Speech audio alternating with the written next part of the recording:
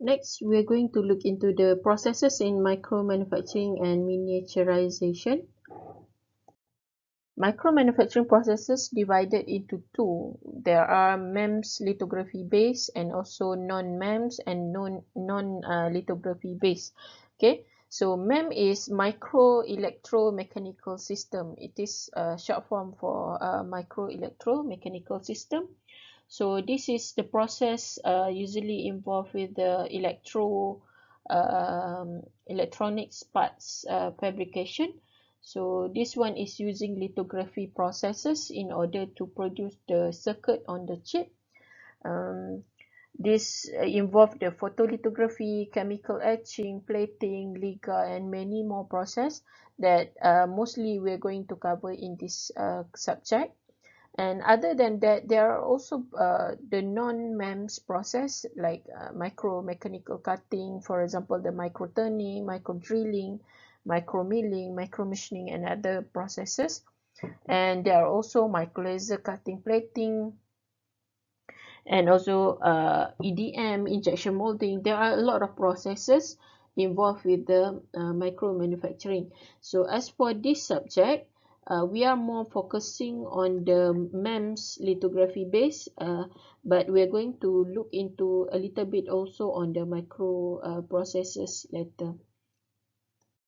So what is MEMS? MEMS, as I mentioned previously, it is micro electromechanical system.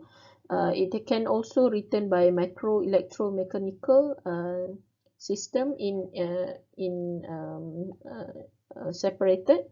Okay, so the related micromechatronic and macro system that constitute the technology of microscopic devices. So this one particularly those with the parts that in the computer, in the handphones, in all the electronics part. Okay, so usually it is produced differently, and then it is assembled into one big circuit in order to produce a functioning part. Okay, as an introduction, you can look into the process of MEMS, for example, the silicon processing, lithography, etching, thin film processes as introduction for you to know about the process. But we are going to look into this process one by one later, from where the circuit is not there, from the sand until how the board is produced and everything in this process. In here, I also put some processes that is not MEMS, like micro injection molding, micro embossing, micro machining.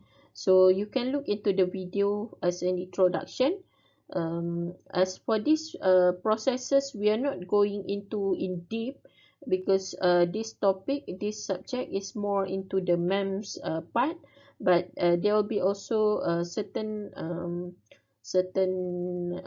processes that we're going to cover, because some of them is involved in the MEMS part.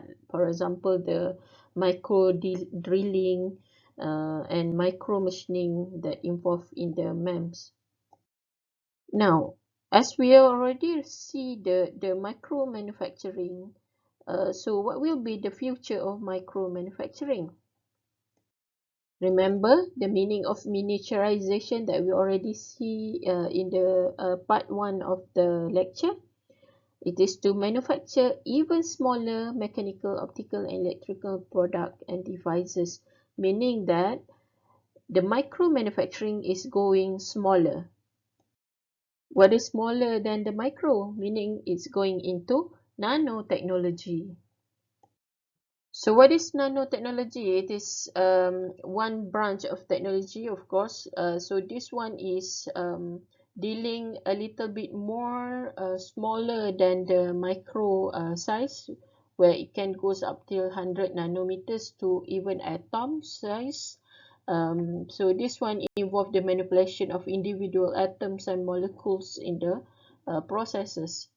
So this is the example on how to show the difference between micro to the nano level. Okay, so if we can see here is 1 cm is goes to like example like little fingertips, 1 mm it goes to the sugar grain, 1 micrometer it goes to the bacteria, okay, bacterial size, and then when we goes to the nano it goes to the 5 to 10 atoms inside the particular body, particular part, okay, and it can goes to the 1 atom size, okay. So this one is for example the H2 atom, okay. So this is showing the sizes from the biggest till the nano area here. So there are some example here like DNA, our DNA goes up till the 1 atom size of parts here, okay. So that's how small is nanometer. In here, I put also a link for you to look into the video. This is the introduction on what is nanotechnology. It is a very interesting video. You can look into this video for more understanding of the nanotechnology. Now, let us look into the application of micro and nano manufacturing. So for the application of the micro and nanotechnology, it can be in many branches and field. Okay, so for example, in electronics, military, medicals, telecom, manufacturing, and many more. Okay, so this is an example on where the medical apply the nano product. Okay, so for example in here if you can see, this is if I'm not mistaken, because I've seen the video previously, it is uh, the device to get the ovum from the body from women, so that they can do the process of the what we call the IVF or something like that, to so that it can be combined with the sperms outside of the human body before it's injected back into the human body. Okay, so they use all these devices to get the small part in our body. Okay, so there are also devices that can be going inside the human, what we call the blood vessel, okay, in order to clean or to make it into a bigger blood vessel. Okay, so there are a lot of surgical product also use micro product. The next one is electronic. So this one is very well known in our handphone, in our computer, in our laptops, in all the electronics parts right now is using the micro manufacturing processes to produce the product. Okay, so for the military also they are using small things right now. So if you can see previously, there are also camera. If you can see right now, we also see in the market very small camera, right? So in the military it can goes up to the micro size camera that can be meaning be used for spying or anything, any mission. Okay, among other application will be in the telecommunication. In the handphone, of course, we are using the handphone with the chips and everything.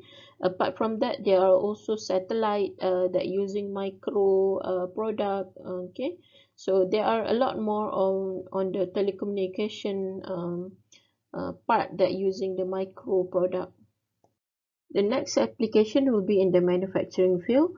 So since we are going to produce a small product, of course, the tools, the machine, and also the part that we that involve in producing that small part need to be small also. Even it's supposed to be smaller than the product that we want to produce. If not, we are not able to produce the smaller part. Okay, so that's why it is also involved with the manufacturing field. So that's the end of our lecture today. Thank you very much for listening. See you in the next class. Assalamualaikum.